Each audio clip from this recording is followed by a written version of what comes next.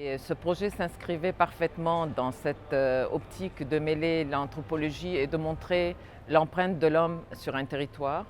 C'est pour ça que je me suis attachée à suivre les jardins privés, à voir les gens, qu'est-ce qu'ils font quand ils disposent d'un petit espace, parfois très petit espace, et qu'est-ce qu'ils en font.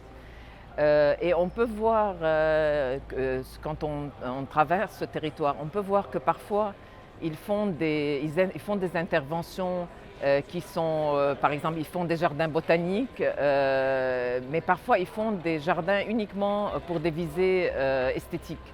Il n'y a pas uniquement le côté utilitaire dans ces jardins, mais il y a aussi le côté juste comme s'ils avaient besoin de s'entourer de beauté. Et ça, on peut voir que même dans les camps, là où les gens sont au-dessus les uns des autres et qu'il y a vraiment très peu d'espace, parfois ils aménagent un tout petit endroit pour mettre des plantes uniquement décoratives. Donc il y a ce besoin de végétaliser et de créer du beau autour de soi.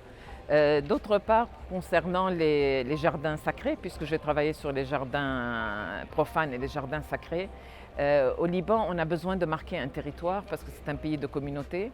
Et surtout, les chrétiens ont besoin de montrer qu'ils sont là, qu'ils sont toujours là, comme un désir de s'ancrer encore plus au moment même où on considère, à tort ou à raison, qu'ils sont en danger dans cette région du Moyen-Orient.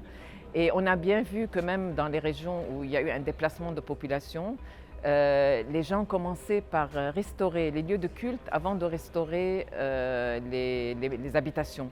Donc les statuaires qu'ils mettent dans leur jardin ont des fonctions très diverses, et ça je l'avais justement déjà étudié en anthropologie. Ont des fonctions de bénédiction, de tampon, de mémoire. Mais là, dans ce que j'ai montré, c'est une fonction de marquage territorial, pour montrer nous sommes là et nous resterons là.